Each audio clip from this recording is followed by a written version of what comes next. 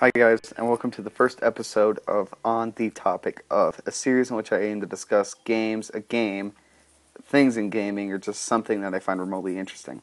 In the first episode, we're going to be talking about Dead Rising, one of my favorite games, and it was released on August 8th of 2006. In this game, you play as Frank West, a photojournalist, who hears that there's something going down in the fictional town of Willamette, Colorado.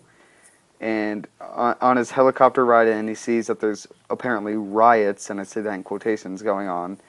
And so he decides to land, or he tells the helicopter pilot to let him off over at the mall where he sees that all the zombies, or, people, because he doesn't know yet, are surrounding. And he goes down in there, and he finds out that it actually is zombies attacking, and then there's some people holding out within the mall.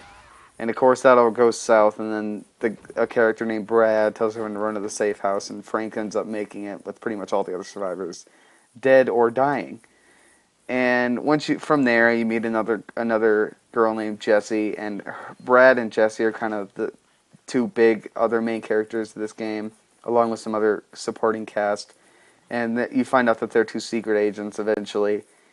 And I mean, I guess I could spoil it, but I don't really want to spoil too much, for the three people who have yet to play this game. But it just ends up being a much bigger plot than what you think is really going on. It turns out it's a pretty cool story. I mean, you're going to want to play it all the way through and through.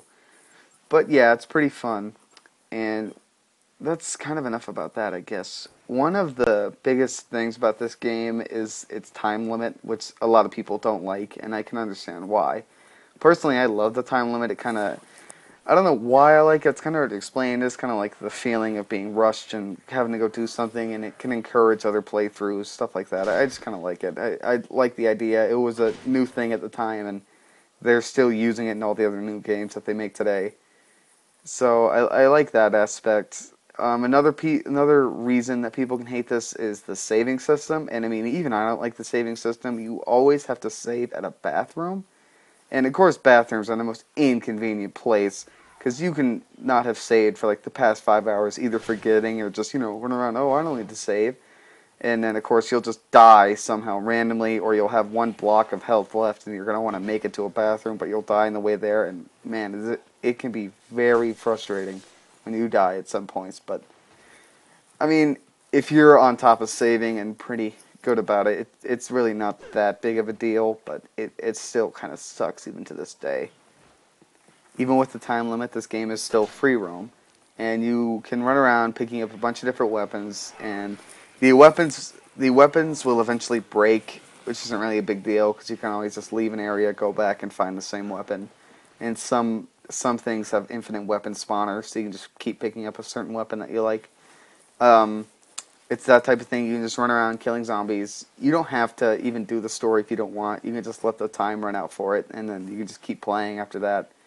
And even, or separate from the story, is psychopaths and survivors. You can go around and rescue survivors, which are the most useless, terribly programmed pieces of things ever in gaming. And there's an achievement which requires you to save 50, and I'm not sure if that's all of them, but it might be, but you can't quote me on that. But this achievement totally sucks, and I've done it, but it is awful. You have to dedicate a whole playthrough to this, and it's not fun in the slightest. Um, Psychopaths are one of the best things about this game because they're just interesting characters in themselves, and their deaths are always a sight to see. And if you ever and they're not that hard, not terribly hard, especially once you get the real Mega Buster. They're pretty easy, and you can usually just figure out a pattern or something, and then go and do some damage and run away. Another thing, like I mentioned, the real Mega Buster. In order to get that weapon, there's an achievement which requires 53,000 something something something zombies. I'll put the number on the screen, but that achievement also requires pretty much a playthrough, and it requires you to basically stock up on food, go to the parking lot and find the sports car, get in the sports car, drive down into the underground tunnels, which is filled with zombies, and just drive around until that car breaks, head over to the truck, drive around till the truck breaks, claw your way out of the tunnels back into the parking lot, since the red car will respawn, lather, wash, rinse, and repeat for about 12 hours. And God, does that one suck. It is so boring. Because after I beat it, I still had 12 game hours left, and there was really nothing I could do. And you want the real Mega Buster, and you have to beat the game for it to appear. And, it's worth it, though. It is well worth your time, but man, does that one suck. Once you beat the game's canon ending, you unlock a mode called Infinite Mode, and sounds fun, right? Wrong. This mode sucks.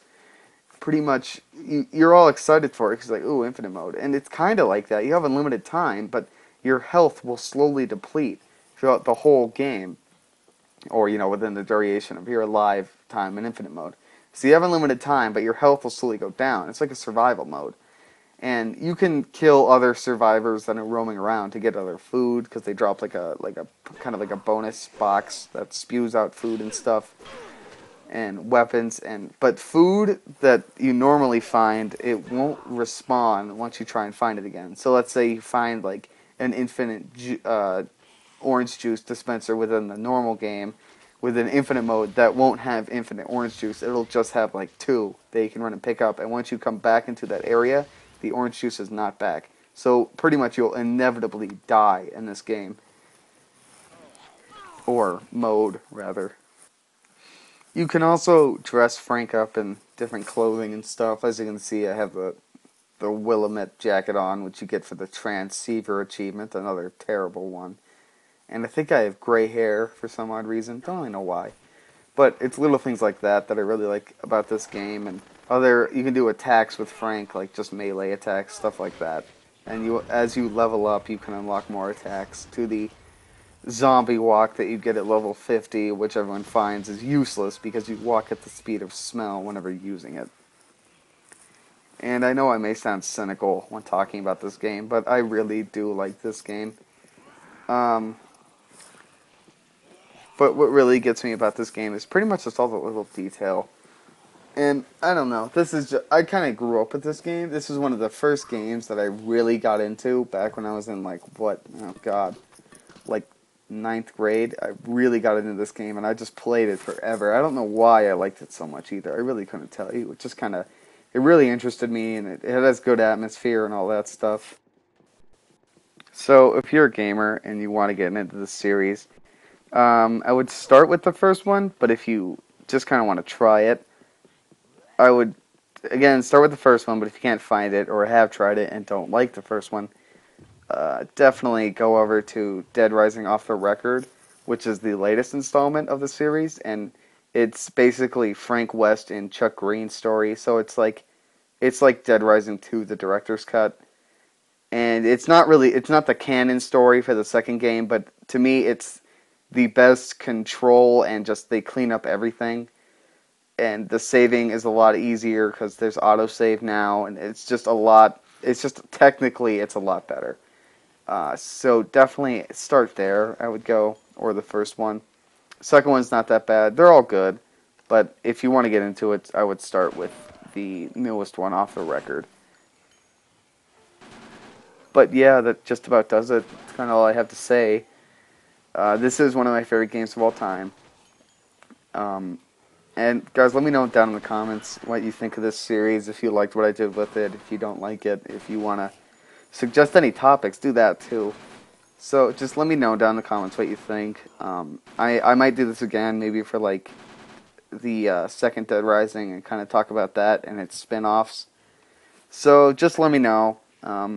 But thanks for watching, and have a nice day.